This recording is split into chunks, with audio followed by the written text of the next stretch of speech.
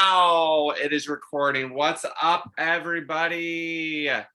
Coach Miner, Grit, Oregon. Good to see everybody. Good to be seen. I'm thrilled for this meeting.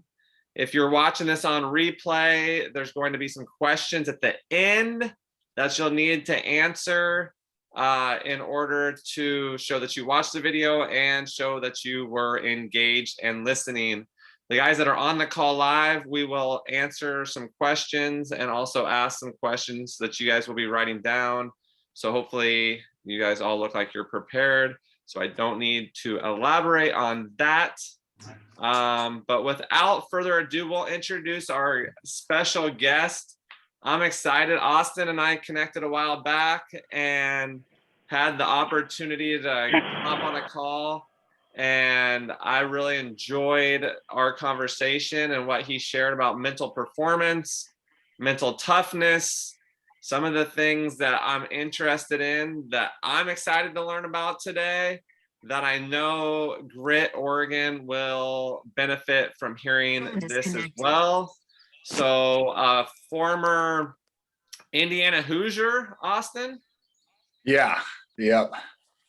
So Austin was graduated from Indiana.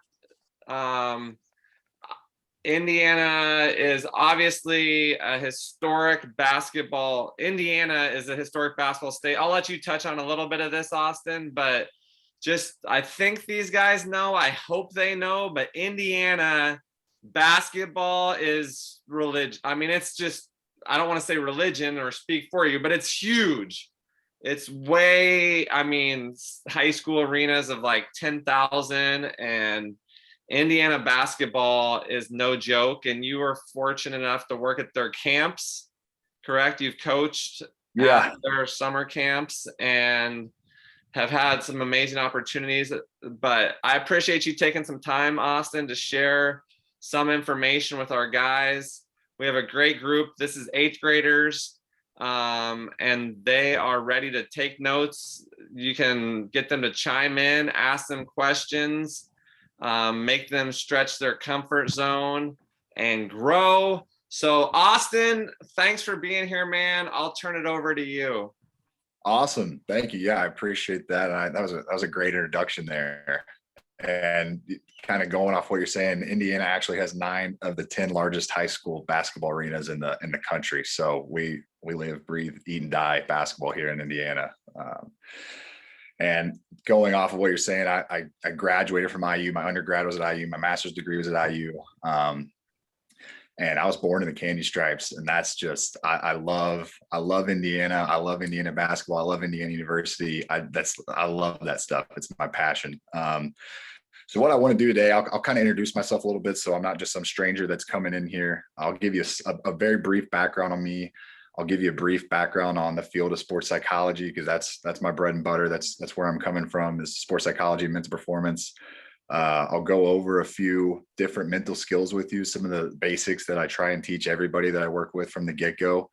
And then I'll go over another concept with you, and I'll answer any questions you guys have, or I'll connect with you guys outside of this. And if you have questions later on down the line, if you're like, hey, I need to go back and ask Austin what he thinks about this, I'll be a resource for you all. So I'll start with me. Basically, where this whole journey started was my senior year of high school. I played basketball and baseball, and during my senior year, something just happened. I didn't know what it was at the time. But basically I just wasn't right, and I wasn't there. And you all might experience this at some point in sport or life or school or something. I would almost guarantee that you'll experience this in some degree, but what it was burnout. And I didn't know that at the time, but basically I just was not there mentally, physically, emotionally. I was out of it. So my dream was to go play college ball. I didn't end up fulfilling that dream because I wasn't there. I didn't feel right playing sports anymore. So I stepped away from sports, went to IU, my dream school, as just a regular student. While I was there, I started out physical therapy. So my undergrad is in kinesiology and biomechanics, which is the study of human movement, the study of mechanics of the human body. And which was actually mental health counseling and sports psychology. Well, during my undergrad, I had taken a sports psychology course. It's just one of those courses. If you guys ever go to college, you'll look for some of those easy courses that you think that you can pass and get through without having too much studying to do. Looking back on it now, it really wasn't that easy of a course, but it was a very interesting course. And one of the first things that we ever went over in lecture was this topic of burnout. And within the first 10 minutes, I knew that that's exactly what I had experienced in high school. And burnout is defined as the extreme mental, physical, and emotional exhaustion of the human mind and body. And from that day on, I just knew that this is my calling. This is what I wanted to do. So I switched degrees from physical therapy, went to sports psychology, and got my master's in that. I'm actually getting my certification in mental performance coaching. So I'll be certified here within the coming months. COVID put a year ban on that for me. So I'm getting that slowly and surely. But on top of that, I was fortunate enough, I did get to play ball in a sense at IU, where I was a practice player for the women's basketball team, which people are always asking me, you wouldn't play against women players, you wouldn't play against female players. And I will tell you, they are some of the best players that I have ever played against in my entire life. And they gave it to me day in and day out. And that's why they made an Elite Eight this year. That's why, they're one of the top programs in the country now. They're just really, really good at what they do. I was also fortunate enough, I got to work for IU men's basketball. I was born in candy stripes. I have all kinds of baby pictures of me in the candy stripe pants. If you don't know anything about IU basketball, that's it right there. That's the iconic thing, the candy stripe pants. So getting to work with those guys was like a dream come true for me. And basically around that, I got to meet a few great people. Stu Singer, he's the Washington Wizards and Washington Mystics sports psychologist. He's been like a mentor to me from day one. I've been able to learn his concepts, what he does with sports psychology. I've been able to put that into my own brand. I've met a guy named Graham Betchart. He's worked with guys like Ben Simmons, Karl Anthony Towns. He works with the top of the top in the NBA. And Graham and I have a really great connection. I've learned a lot from Graham. He's more into the music aspect of mental performance, and he creates albums and stuff like that. It's called Mindset Music, if you ever want to give him a look. And what all that I've learned in my education and what I've learned from my mentors brought me to what I'm doing in Prime Performance, which is my brand. That's what I'm trying to build right now and get as much teams, clientele as I possibly can. So within Prime Performance, I kind of go off track of what your normal mental performance coach does. I try and build the physical and the mental. And really my main concept of what I want to do is, I want to change lives. I'm not just about making you a better athlete. I work with people on trying to completely change their lives in school, business, jobs, social lives, relationships. I'm all over the place with it. But the 3 pillars that I work on, and a lot of mental performance coaches use these 3 pillars as well, is I work on the biomechanics aspect, which is the physical, that's working on your mechanics. I work on mental health. So I do mental health assessments. I'm license eligible, but I'm not licensed. So I refer people out if it's something that's really serious and needs to see like an actual therapist or counselor. And then my main thing, which a lot of the stuff we'll be doing today, revolves around mental performance. So that's building up different things like confidence, motivation, leadership, all kinds of different things. And mental performance is not just like a one-trick pony. There's so many different things that you can use with mental performance to help boost performance overall. You can take this in your everyday life. It's not just about sport. So that's the brief, very, very brief elevator pitch into who I am and what I do. But I'll ask you 4 here. You can just put your hand in front of the screen if you really want or whatever. But how many of you have heard of sports psychology or mental performance prior to today's meeting? Anybody? I won't call on you, so don't worry. Okay, that's usually what I get. A majority of people, like, they don't hear of it. I've been in 3 or 4 different team meetings and not a single person in the room, even the coaches, they've never really heard of sports psychology. And it's a relatively new field, but I think it's such an important field when it comes to performance.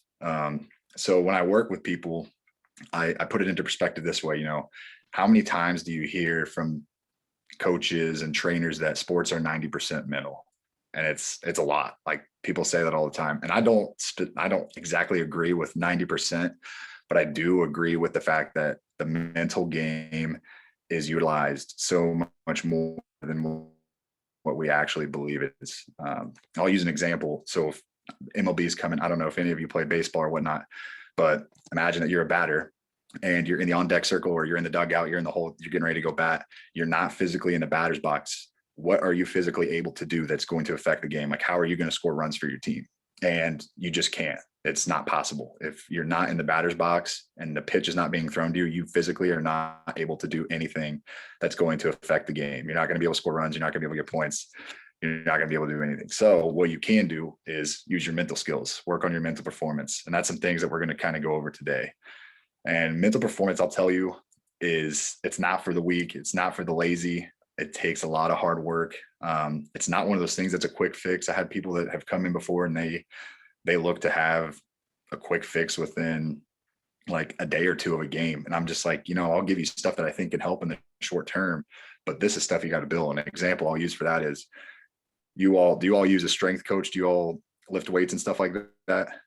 Okay. So you wouldn't go to your strength coach the day of a game and say, hey, I got to lift a ton of weights. I got to get stronger. I got to get bigger. I got to get faster before my game tonight. Like, you wouldn't do that. You'd be physically exhausted for one. And two, the way we build muscle doesn't work that way. You're building strength in the off season. You're building strength in the preseason. You're building strength during the season, strength and endurance. So it's the same thing with mental skills training. It takes time. Like, I'm going to teach you some of these techniques that I use with people. I'll have you interact with them and use them for yourself, but they take time, and they might seem simple and easy as I say them, but in order to utilize them to their greatest potential, it takes practice. So based on that, any questions or anything so far, you all are welcome to stop me at any point. Just throw your hand up there. I think there's a reaction button too. If you got something, just put your hand up. We good? All right.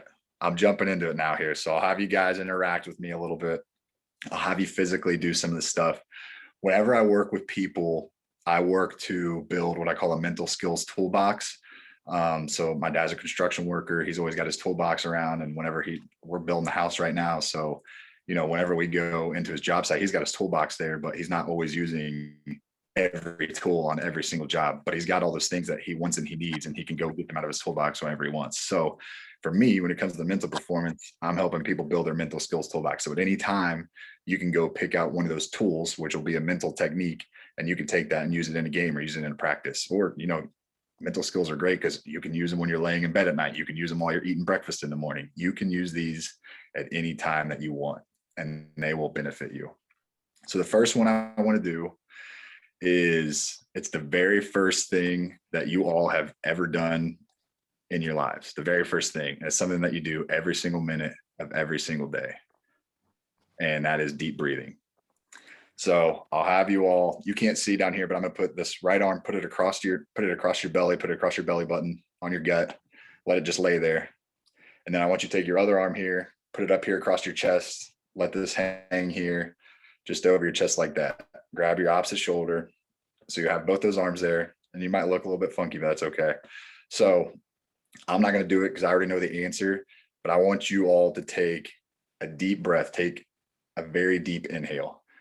And then I want you to tell me which arm you felt move. Was it top? Was it bottom? Was it both? You might have to take a couple breaths to figure out which one.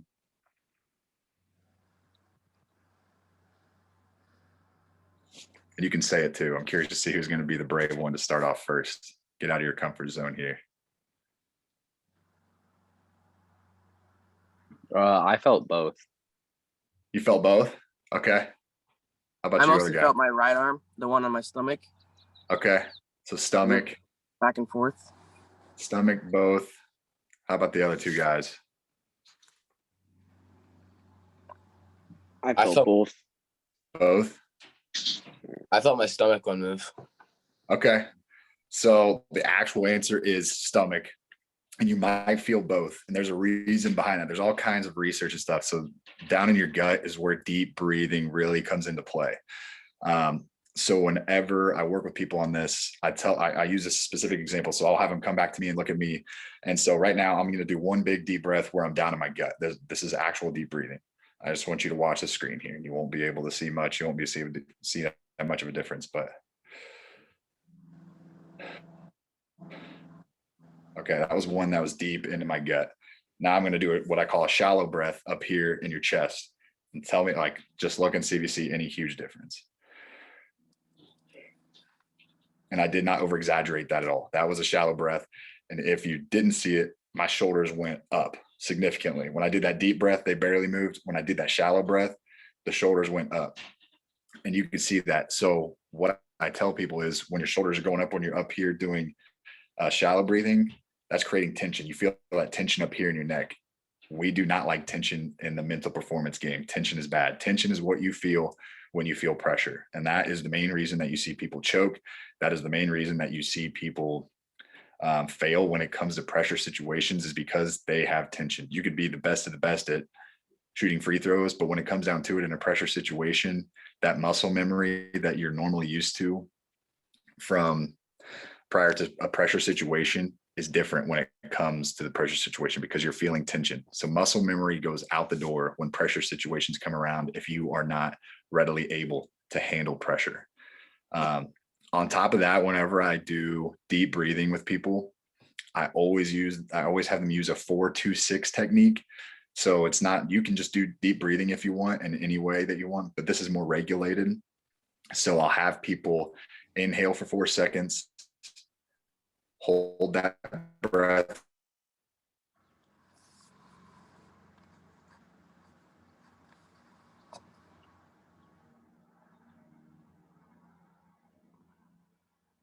there's a lot of research behind that, and I always try and go into it whenever I have longer sessions on these. But 4-2-6, or if you really want, you can do like a 5-2-7, or you could do like a 4-1-6. If you don't like to hold it as much, you can make it what you want. Some people have bigger lung capacity, so they can do it for longer.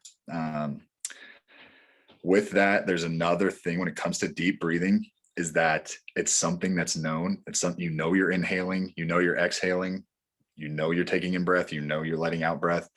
And just having something that's known in the unknown, so those pressure situations, having something that's known is so beneficial. And every single mental performance coach will tell you, having a known in the unknown is one of the most beneficial things that you can have in pressure situations.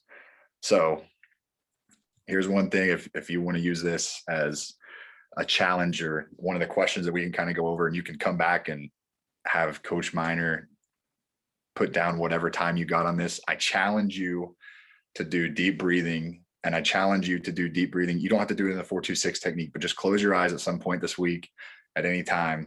And I challenge you to just focus on your breath for 30 seconds. And if you can get 30 seconds, I challenge you to do it for a minute. And if you can do a minute, I challenge you to do it for 2 minutes. But I'll almost guarantee 30 seconds is going to seem like a lot. You can set a timer on your phone or whatever, but 30 seconds will seem like a lot when you're first starting. So just working and building, trying to focus on your breath for as long as possible. Don't think about the future. Don't think about what happened in the past. Don't think about what you're going to do the rest of the day. Just focus in that 30 seconds, that minute, whatever it is, solely on your breath. Okay. That was the first one there. I got something.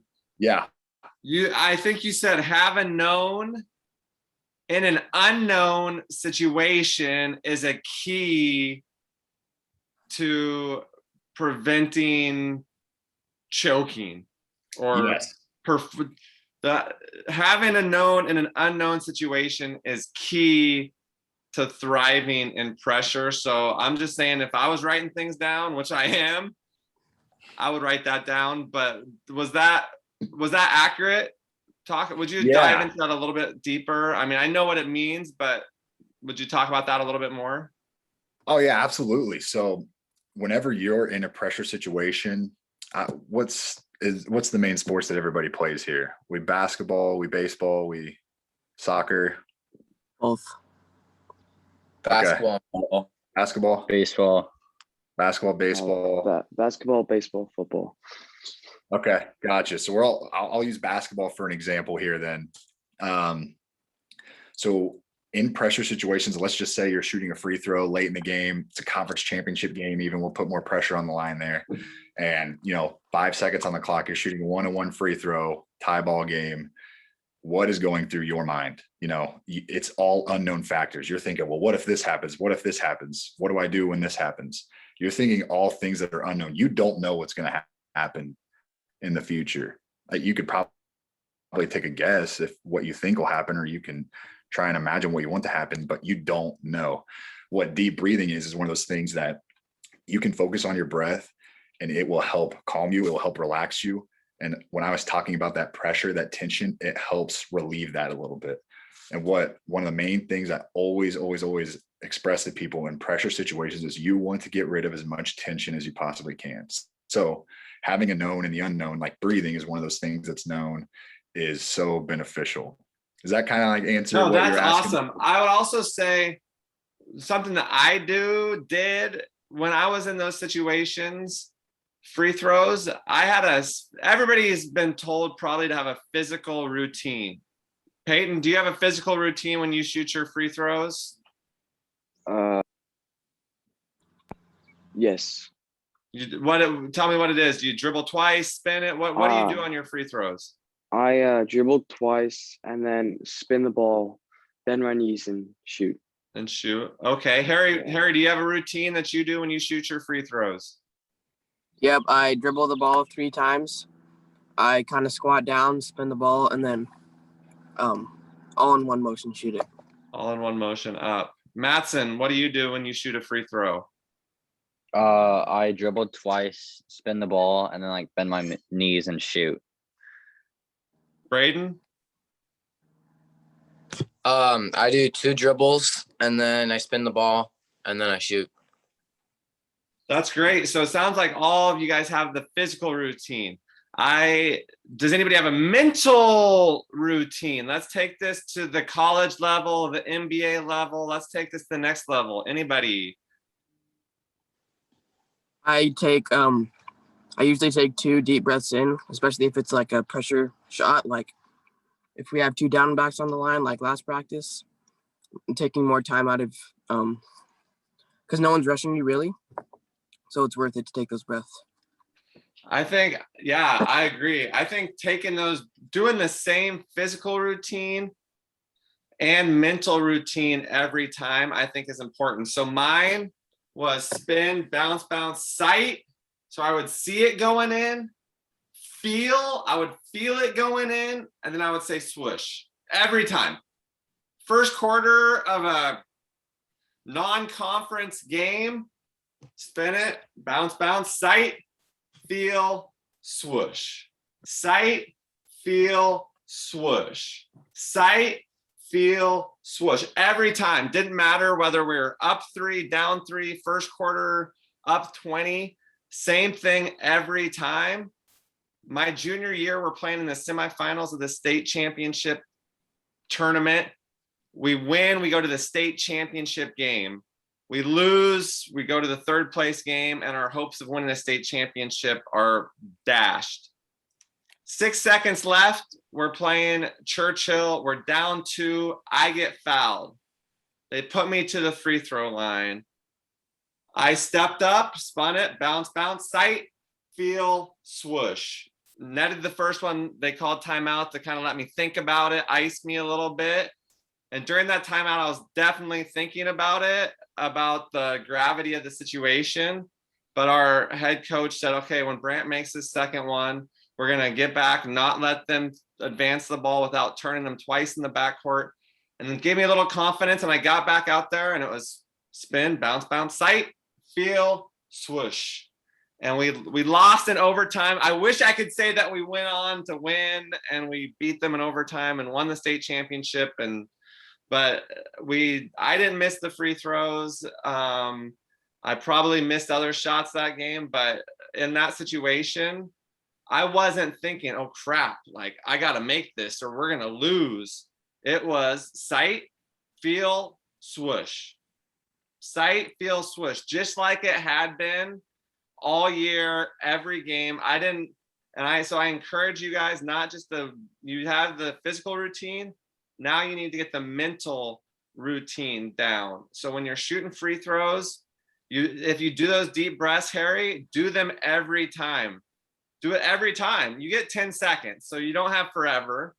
But it's only 2. If you're just do the same physical, you want to eliminate variables. You guys know what variables are? Does anybody know science, what a variable is? That's okay. So in science, if you're doing an experiment, you don't want to change like a whole bunch of things because then you won't know what caused the different outcome. So it's like if you're baking something, you don't want to add more flour and vanilla, and you don't want to add a whole bunch of stuff because then you won't know what's causing the change. So when you change something, you only want to change one variable. So if something, a different ingredient, that's what you want to change. You want to eliminate variables. That's why I feel like, I mean, darts is a pretty easy game because there's not a lot of variables. The dart's the same weight every time. The dartboard's the same distance from you every time. It's the same height every time. So I feel like you should be able to get darts pretty like dialed in if you practice enough. Whereas like golf, you never hit the same golf shot twice. You never hit because there's never the same wind, the same lie. You're never the same distance. So golf is a really difficult sport, but I would say eliminating variables. So that way you're not thinking different things and dribbling a different amount of times and just changing a whole lot of things each time. You want it to be as consistent and the same every time.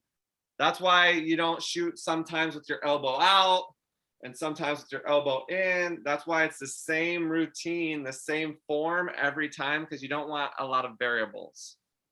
So I just wanted to add that in, Austin, about the just mental routine, because a lot of people do have the physical routine. And it was great that you chimed in, Harry. And I think that is true. Take a little longer, but maybe you do that every time. And then that way you don't have to think, oh crap, there's a lot of running on the line if I miss this.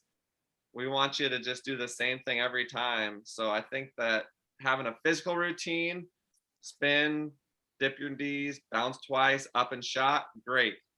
Do that every time with a mental thought. So that way you're not thinking, oh crap, 2 down and backs on the line. I just missed this first one. All the guys are watching me. I don't, you want to just sight, feel, swoosh. Or it doesn't have to be that. You could say bounce, bounce, spin. You could say whatever you want, but I would encourage all of you to have a mental routine to make it repetitive. So you're doing the same thing every time. Austin, back to you. That's great. I love that example because I'm going to use that now for my next 2 skills that we're going to go over. So we can even just use the free throws. We'll just use that as we go through these. And you hit all 3 in your routine that you used to do, which I love.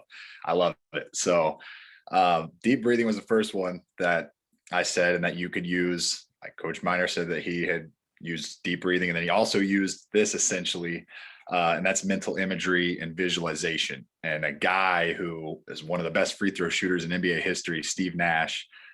For those of you that don't know him, go look him up. If you play 2K, I'm sure you know him. He's one of the legends on that game that you guys get to play with. But Steve Nash, his famous quote that he had, everybody asked him why he's so good at free throws, and he always said, I shoot a free throw before I actually shoot the free throw. And he used mental imagery. He used a visualization to where he got up to the free throw line before he ever got the ball. And you could see him. If you go watch his free throw highlights, as exciting as that is, go watch Steve Nash shoot free throws on YouTube.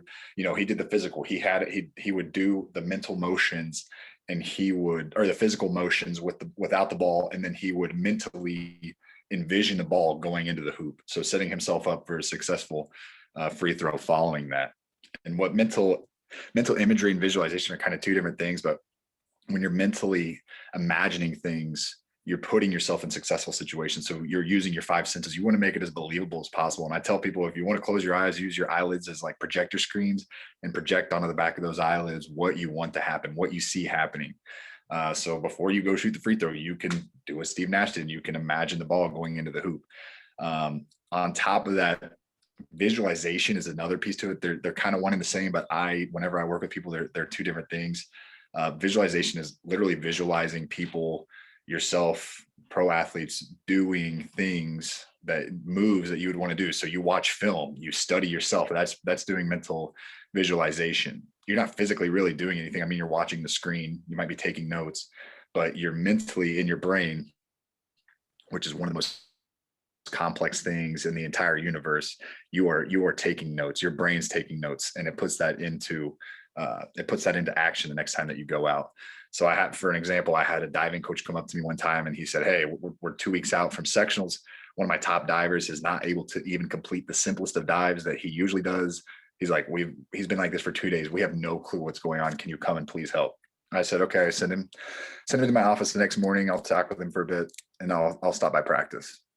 So he came into my office. We went through a few different things. I kind of did some assessments with him just to see where he was at, gauge his thoughts. And then I went to practice later that day. We went through some of the skills we worked on in my office. And at the end of it, I told him, I said, if you're not going to do anything, I encourage you highly to do this, because I think that you just have a mental block right now. You've done these dives in the past. It's nothing new. Your body has performed these before. I want you to go home and do this. I want you to get on YouTube or get on the internet somewhere and just watch people for 30 minutes a night, 30 minutes or an hour, watch people doing dives that you want to do. Don't take notes. Don't think about outside stuff. Just literally sit there and watch, and your brain will do the note taking and the studying for you. And that's what visualization is. He came back. I think I went back in there a few days later and everything was fixed. And that was one of those that is a kind of a quick fix, but he had already been able to perform those dives. And it was just a slight mental block. So that is mental imagery and mental visualization. If you guys are wanting to put challenges in here, I know I challenged you to go and do the breathing. I'll challenge you to do this. I want you to, at some point this week, I don't know what all practices you all are in, but before a practice, during the school day or during the day at some point, mentally imagine yourself going through that practice. Or if you have a game, mentally put yourself through the game. I think that most of you are probably in baseball season right now. Mentally put yourself through a 7-inning game or however many innings you all play. Mentally go through each inning. How is your first inning at bat going to go? How is your third or fourth inning at bat going to go? How are you going to play in the field? Mentally imagine yourself in those situations and in those spots. And I guarantee it'll come second nature whenever you jump into the batter's box or whenever you're up on the mound. If some of you are pitchers, I'm a pitcher. I love pitchers. That's where I want to be in the future, is working with MLB pitchers. So do some mental imagery. That's my second challenge I have for you all. And then any questions or anything on mental imagery, mental visualization? I know that was a very brief introduction to it, but we good there? Okay. That'll take me to the third skill here, which Coach Miner also did in his free throw pregame or pre-free throw routine, is self-talk. And it's this concept of feeding the good wolf. And you hear this a lot in mental performance, is feeding the good wolf. So positive self-talk. And there's this saying that there's this grandchild and his grandpa, and they're, out by a fire and they're talking, and the grandpa's telling the grandkid about this story where there's 2 wolves that are fighting within each of us internally. This little crazy story about these 2 wolves. So the kids, one of those kids, he's asking a bunch of questions, and he's like, well, Grandpa, which wolf that's inside of us wins? Which one wins? The grandpa's like, well, there's the positive and the negative. And he said, the one that wins is the one that you feed. So are you thinking negative thoughts consistently? Are you thinking positive thoughts consistently? Which wolf are you feeding? I will tell you that the negative will always work for the negative, but the positive won't always work for the positive. So if you're thinking positive, it might not always work to your advantage, but if you're thinking negative, it will always work against you. So thinking positive is one of the biggest keys to performance too. I took a lot of positive psychology courses just to learn how to be more positive. I have a certification. I took a class from Yale University on happiness training. That was literally the class, was just learning about happiness, and it changed my life completely. I'm still grumpy in the mornings, I'll tell you guys that, but I'm a lot more positive than I was in the past. And especially when I was your guys' age, like, you have some of the hardest jobs in the world being students. Like, that's tough, waking up every single day, 5 days a week. Then your student athletes going to practice, going to games after school. You don't have as much of a social life as everybody else does, but it pays off in the end. So I feel you, understand it's tough. Hopefully you can take some of these with you to work on that. But back on to self-talk, you guys are your biggest motivators too. Coach Miner can come in here. I can come in here. LeBron James can come in here. President of the United States can come in here. We could do all this motivational talking, and I could talk to you all day on mental toughness, but it really doesn't mean all that much if you guys can't motivate yourself. And self-talk is one of those things that helps with that. You know, you hear people talk all the time, you know, if you eat and drink better, you play better. Well, the same goes for mental performance. If you think better, you perform better. With that, a couple things in self-talk, there's things like self-affirmations. So literally affirming to yourself things that are positive and things that you believe about yourself. One of the first things I always have people do is I give them a sticky note or a piece of paper and I say, write down 3 positive things that you think about yourself. So let's go around the horn here. I'll start with who's up here in the corner. Peyton, what are 3 positive self-affirmations that you can say about yourself? It doesn't have to be as an athlete. It doesn't have to be as a student. Just 3 things about yourself that are positive. I'm social. I can interact with people that like might not want to be interacted with. And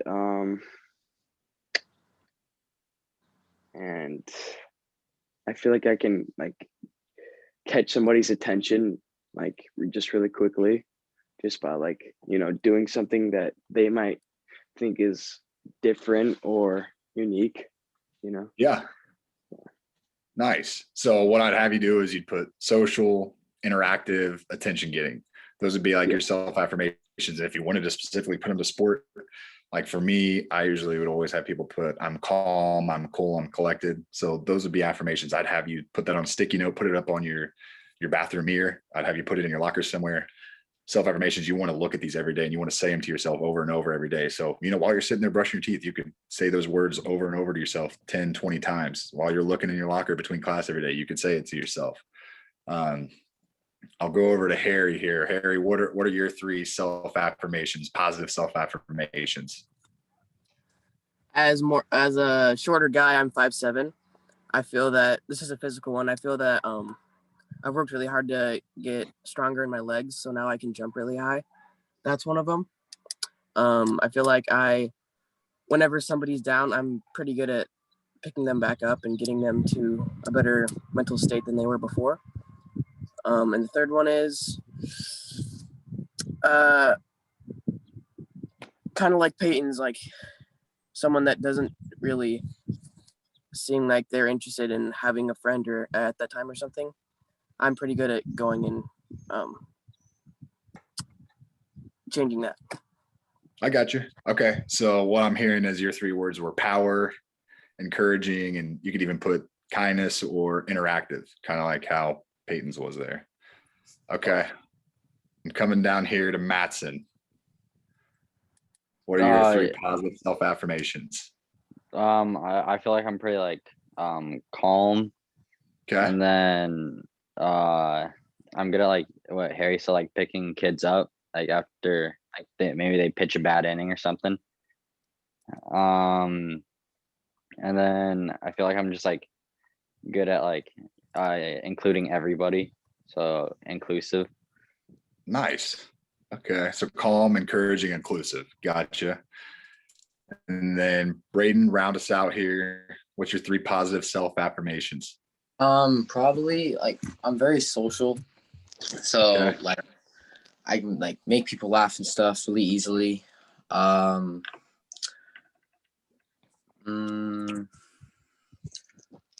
like to help others, like if they're struggling with like a movement or something like that. I like to show them how to like do it correctly.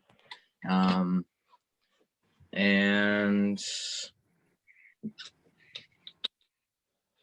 I like to pick people up. All right. Gotcha. Social. I find that fascinating. I find it fascinating. All of you guys had to think quite a bit about that. And I don't know if this is awesome, but man, I'm funny. I'm athletic. I'm smart. You know, I'm a great friend. I'm a passionate guy. I have a lot of different social groups that I'm comfortable with and in. I mean, I could keep going. I'm a great free throw shooter. You know, I can outshoot most of these guys, but yeah, that's something that positive talk does. I mean, positivity for sure. Yeah, and it's so like I agree with you. it's tough. I have a lot of people, they stutter on saying just 3 positive things about themselves. And it's sometimes tough to think about that. So imagine you can't even really say 3 positive things. I'm sure you know 3 positive things. It's just I'm putting you guys on the spot. But imagine if you can't say 3 positive things like right off the bat. Imagine what's going through your mind when you're in a negative situation in a game. Like I can't even imagine what people think. I can't imagine, I guess, because I have felt that before. And it's so hard to think positively, especially about yourself, especially after you make a mistake in a game. I was as hard on myself as anybody ever was. My dad was my coach growing up. You don't know wrath until you get in the car going home from a game with your dad and he was your coach. Like it's tough, and it's tough to think positively, especially by yourself. So that's where those self-affirmations come in. And, you know, when you make those mistakes in a game, you can go back and you can repeat those 3 words over and over and over again in your head, right in the middle of the game. And it's so simple and easy. And the best part about it is nobody even has to know that you're doing it. You could just say it in your mind. You could just say it to yourself internally. Nobody even knows that you're using mental skills. So that's the self-affirmation piece to it. And another one, I'll kind of have you guys interact on this, is keywords. It's kind of the same a little bit, but it's slightly different. So I'll have people when they come in and I'll say, what do you think of when I say the word calm? And, you know, people are like, oh, I'm on vacation, I'm on the beach, or I'm laying in bed asleep, or I'm in the shower, or I'm stretching before practice. That's what they think of when they think calm. So I'll say, okay, the person who's going on vacation, I'll say, okay, your keyword is beach. Or I'll get the person who's like, oh, I like to sleep. I'll say, okay, your keyword is bed. And then anytime that they get in a situation, instead of just doing those self-affirmations, they can use that keyword, something that's a little bit different, like beach and bed are probably not 2 things that are used in the game of basketball. But they'll use that keyword and it brings their thinking to the present moment focus, and it brings their thinking to what we've used in session. So that's a keyword. So basically what I want to do with you all, and I'm going to start at the bottom this time. So Braden, you're going to be the first one here, is I want you to think of any situation. What's your happy place? What do you think of when I say the word calm? Or what do you think of when I say the word positive or being happy? Like, what is your happy place? Being with my family. Okay. So your keyword then would be family, essentially. Mattson? Probably like that feeling when you get a good hit in baseball, like if the ball hitting Okay. the bat. Okay. So you could use like accomplishment or success. That could be your keyword. Harry? A lot of people don't know this about me, but I really like aviation and airplanes. So, and like flying in them and stuff. So that's probably mine. Okay. So yours could be planes, essentially. And a side note here, I have a former college roommate. He's got a Guinness Book of World Records for flying the quickest to all of the 48 connecting states. So he's a huge aviation guy. I'll connect you with him sometime if you ever want to learn from him. He's awesome. Yeah. Then Peyton, round us out here. Mine is probably being with my good friends. Okay. Just like, sleep over. Gotcha. So friends or hang out or something like that. That could be your keyword there.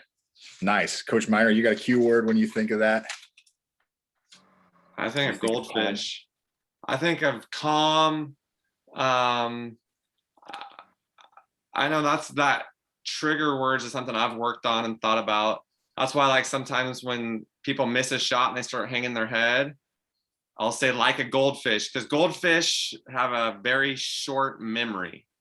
I don't know how they've been able to prove this or come up with this, but I guess it's like a 6-second memory. They don't remember anything longer than 6 seconds ago. And that's how they don't get bored swimming around the fish tank, the little fish tank in the castle, because every time they see it, it's like, oh, that's the first time they've ever seen that castle. So that's where sometimes when kids start hanging their head, if they've missed a couple shots, that's where I'll yell, like a goldfish. And then that way they know kind of what I'm saying about, hey, short memory, shake it off. Or I'll say Taylor Swift, because she has a song called Shake It Off. Harry, have you ever heard that song called Shake It Off? I have.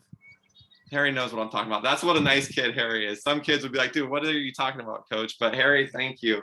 But yeah, so I think trigger words or keywords, just little things that can bring you back to the present And maybe if it's like a goldfish, chuckle, like laugh a little bit, like, why is your coach yelling goldfish at you? Like, just kind of that peaceful calmness, laughter, just that's why lots of times if there is tense situations, sometimes laughter can help everybody kind of have the deep breaths, and laughter, I think, are two ways that you can kind of ease a tense situation. Absolutely. Yeah, no, I 100% agree. I love humor in sport and in life in general. But do you guys get out at 7? I'm assuming. We'll probably 10 minutes would probably be good. We'll probably 4 o'clock is usually when we wrap up, so about 10 minutes or so. Oh, yeah. We're on different time frames, so for those of you that are we're almost 4 o'clock out here in Oregon, so it is almost 7 here. So okay, well, I'll wrap it up here. I got like one concept, if you don't mind, I'll jump into that briefly. Sure. And then I'll answer any questions at the end, and I'll give you guys my social media handles, and you can message me on there and ask me questions anytime. I'm always more than happy to connect and pass on some of my knowledge. So one of my main concepts that I use is the think, feel, behave concept, the think, feel, behave model.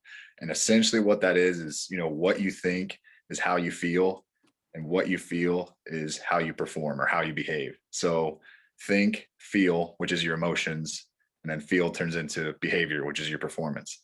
So if you are thinking negatively, you start to feel negative and you start to perform negative. If you are thinking positive, you start to feel positive, you have positive emotions, and then you start to behave or perform positively.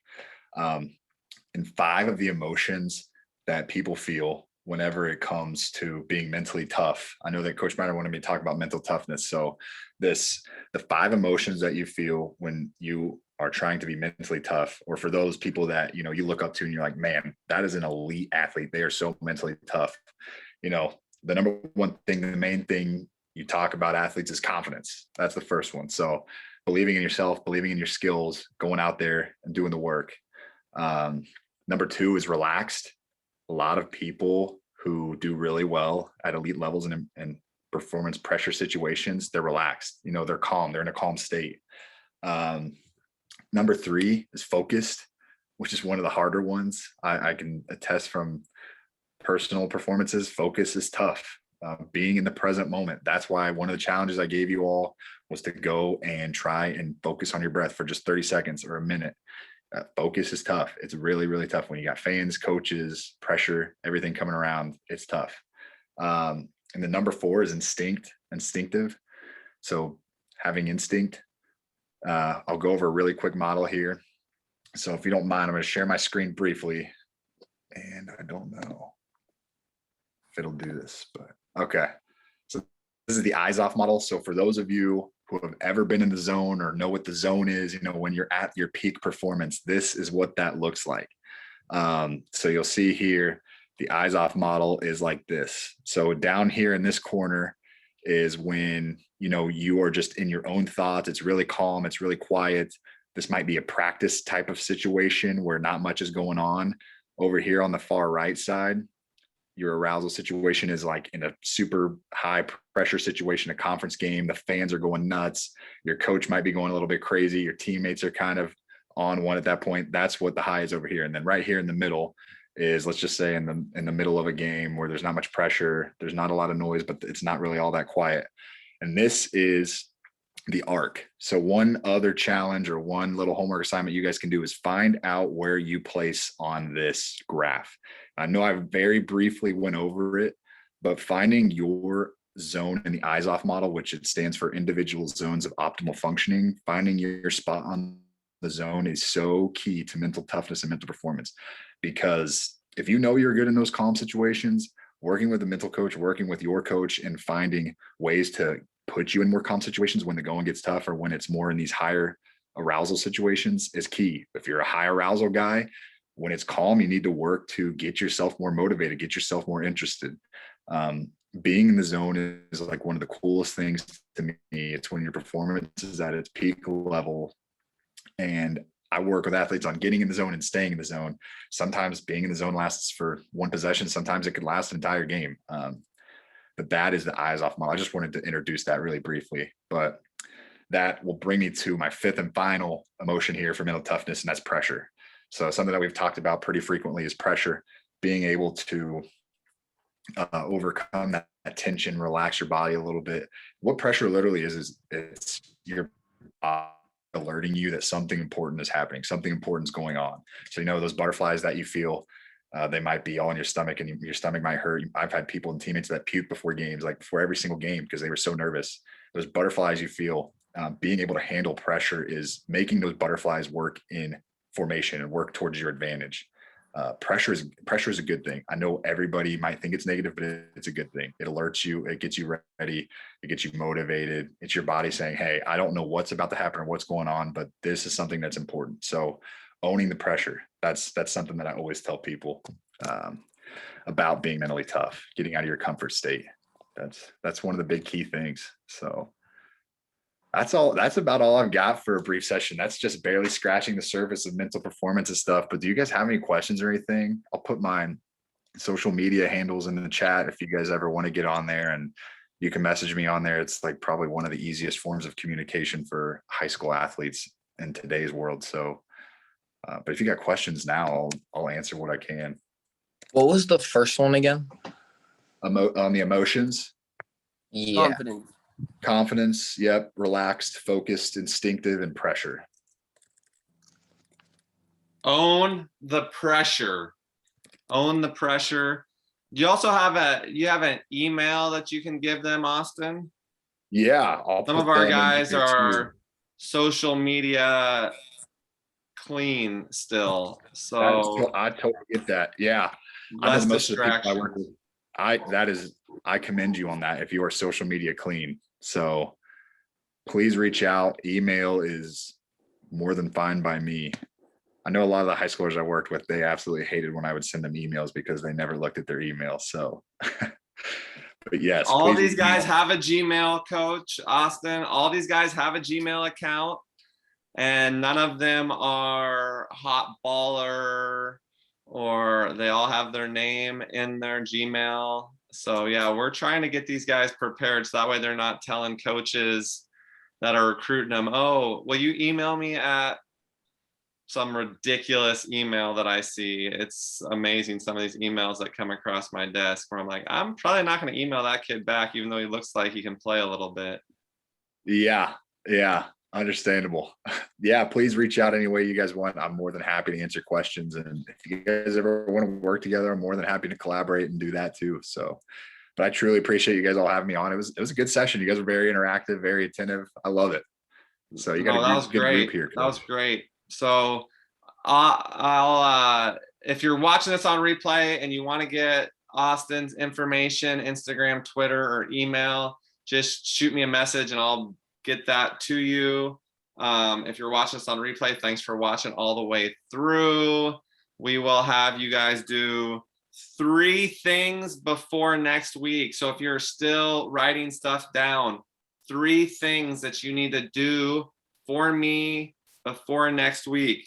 You need to come up with a keyword, your focus reset word that you will use. So it could be what we talked about there, whether that was planes or family or friends or contact, solid hit, some word, some key phrase or keyword that you can give me that will be a reminder to be back present. That's the first thing I'm going to have you guys do, is send me a keyword, come up with your keyword. Second thing, focusing on your breathing. At least once this week, I want you to focus on your breathing. And when you do that and you're done with that, send me a text or drop me an email if you have email or if you prefer to communicate through email. So come up with your keyword, focus on your breathing at least once this week. And I want you to text me and let me know that you've done that and tell me how it went for you. Was it tough? Was it easy? Were you able to focus on your breathing for 2 minutes? The third thing, 5 self affirmations. So you have to come up with a list of 5 things, and I don't want them to say, I think I, or I'm kind of, I want them to say, I am, followed by what you are that is positive. So that's what I want to see from you guys before next week is a keyword from you. A time when you focus on your breathing and you send me a message letting me know how that went. Was it tough? Was it easy? And 5 I am statements of positive things about you. Do not text those to me. I want you to put those in the Google folder. So all of you guys should be able to know how to do that. You did it with your goals sheets. So I'll say it again so that way I know that I said it. So that way if you don't do it and I put some push-ups and sprints on the line for you, I'll know that I said it. So you're not going to email me or text me your 5 affirmations. You're going to put them into a Google Doc and put it into Grit's Google folder. Google folder, Grit Google folder with your name on it. So it would say Harry Gardner self-affirmations or affirmations. You got a question, Peyton? Yeah, so if I were to like just go back to the recording, like where to find it? I'm gonna email it out to everybody. So this recording, Okay. if you want to see it again, I'm gonna email it out to your Gmail and also to your mom and dad's Gmail also. So if you've been getting the emails from me, have you been getting them, Peyton? Yeah. Yes, coach? Yes, coach. Sorry.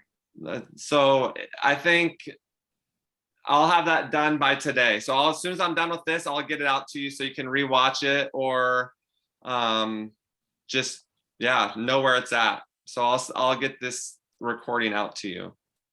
Good question, Okay, thanks. Peyton. Anybody else have anything that they want to ask? Harry, go for it. I wrote this down beforehand because I just want to know, what is the best mindset to be in pregame and how to get there? What's the best way to get there? Great question. That is I'll a let the great question. professional handle this one for sure.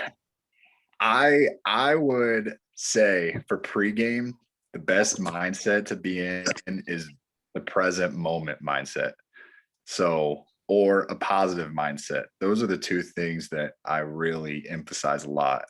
And what Coach Miner was talking about is routines. Like routines help you get into that present moment focus, that mindset, because it's one less thing you have to worry about if you have a routine and you know what you're going to do next. But being present moment, no matter what's about to happen or what's currently going on around you, is probably, that'd be my number 1 with positive mindset coming in second of where I'd want my athletes to be pregame. It was a great question. Thank you. That was great, Harry. Yeah. Good job on the question. PP. I don't know if that will be our key phrase or key word, but being present and being positive. Be present and be positive. PP, I'll have to think about that. Maybe P squared sounds a little bit better than saying let's get PP'd. Let's be in the PP mind. Let's be in P squared. Positive and present. So being in the now is something that I think is lacking in our society. I think it's tough to be where you're at, especially if you do have social media. It's easy to be distracted. It's easy to be somewhere else. It's more difficult to be where you're at. So be at where your feet are at. This has been we're a little over 4 o'clock, but I appreciate you guys being here. I will get this sent out to your email. So Austin, I'll say thanks one more time before I end this recording. And if you're watching and you need to get in touch with Austin, just shoot me a message, but he's got Instagram, Twitter, and his email is here also. So Austin, thanks again, man. Yes, thank you guys for having me on and being attentive. You guys all have very successful futures ahead of you, just coming in and doing stuff like this. So I commend you on coming in and learning and being in these sessions every week. So thank you all for having me on. I appreciate it. Absolutely. We are stopped.